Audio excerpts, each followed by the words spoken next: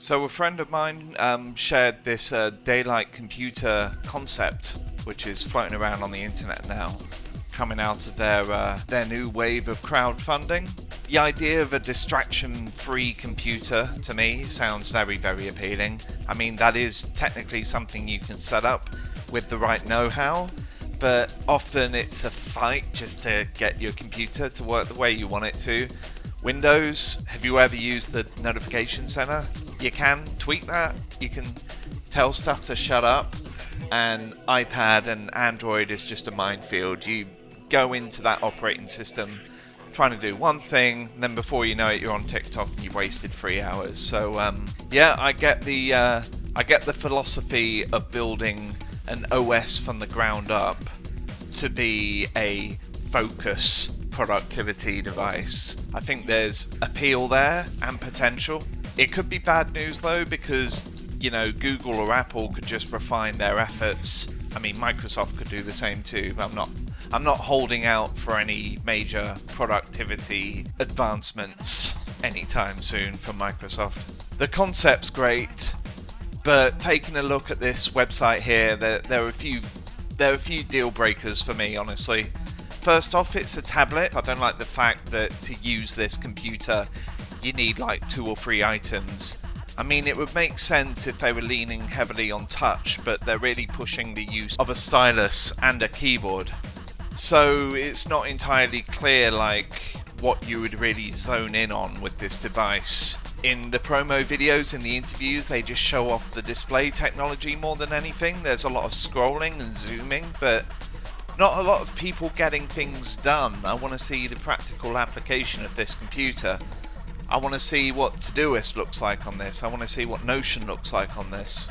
I want to see if it has a voice assistant if you want to input new information into those applications, and if not, why not? The other big thing is, I look at it in this image here and it looks tiny. That is a Logitech like Bluetooth keyboard right there, and it's got no number pad. That thing is tiny and the screen looks smaller than that keyboard. So that is a big deal breaker for me. But in this other video from the CEO, it looks just fine. Maybe that's just a really bad image there. I don't like the fact that they're kind of showing off their first run of devices paired up with third-party stuff. Maybe that's the idea, that it's a computer and it's versatile, but I feel like I need to be sold on their vision as a singular product. I'm also really skeptical about the fact that they're going in creating their own OS. I kind of understand why they want to do that, but looking at the way tech has operated in the last couple of years, layoffs rampant across big industry as well as small industry, I can't put my faith in a OS startup if there's a risk of it becoming unsupported in the very near future. I'd like to know if this OS is based upon Android or Chrome OS. Then I'd have a little more faith that it would be supported even if this company goes under. Hello, just recording again now. It's Android. It's on the website. It wasn't in the promo video, but it's on the website. This is an Android device. This is an Android skin. Now at this point I could go off and start talking about Niagara Launcher and all these other launchers that you can get for Android and how you could put it on your own Google tablet if you wanted to, but it's work. It's not a product, it's just work. Anyway, back to my recording. Besides the notion of a OS that is being built around getting away from notifications, the display technology is very appealing. I love the notion of an e-ink display with a high refresh rate. But what doesn't seem to be mentioned or focused upon is the trade-off to get that high response rate has seemingly been the lack of an ability to keep an image on the screen, which may be part of the appeal for e-ink fans, for people who have owned Kindles. Like whether you've turned off your Kindle for like the next 6 months, the next 6 years, it'll just keep whatever's the last image. We had to trade that off. So we don't have by stability, But for me, it was a worthy trade-off for the speed. I'd like to see a video that demonstrates how long the display can retain an image.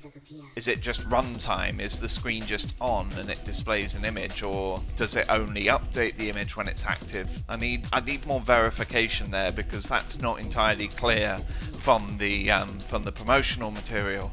Clearly, this isn't going to be stealing the iPad's market share, but I'd expect that this would be good competition for the Remarkable tablet, which has its fans.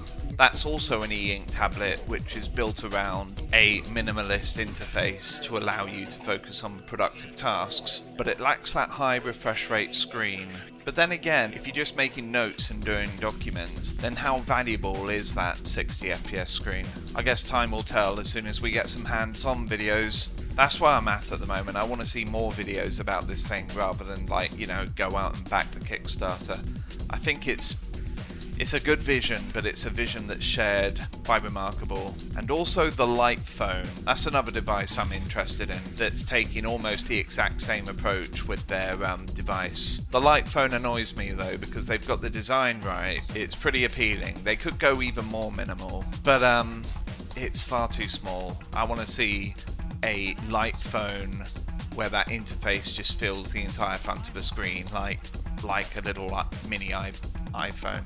And the Remarkable has been tempting over the years, but every time I've evaluated the Remarkable, the conclusion has been, why don't I just get a cheap iPad and turn all the shit off? And every time I do that, I end up wasting time on apps I didn't even want to use in the first place.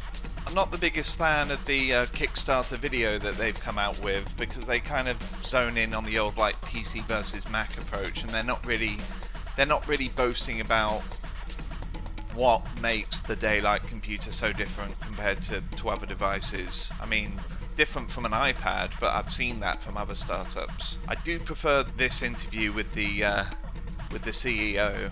There's a greater emphasis on the display technology, which I think is a little more valuable. It's the Alan Kay quote, when you're really serious about software, you make your own hardware. Well, guess what? We have our own hardware. And so we can literally modify all of the software, the networking stack, the entire operating system. So yeah, I dig this company's approach. I'm very curious to see where it goes, but that's where it ends for me at this moment in time. I'm just curious. Thanks for watching this impromptu video. I thought I'd try getting just thoughts about a topical thing down into video form, which I've not done before. I'm going to see what works, what doesn't, and I'm going to try and refine this production so I can get some more of these opinion pieces out a little more often, just so you know I'm on live, I guess. I haven't thought of an adequate replacement for like, subscribe and all of that, but I'll come up with something, and I won't say those exact words ever again.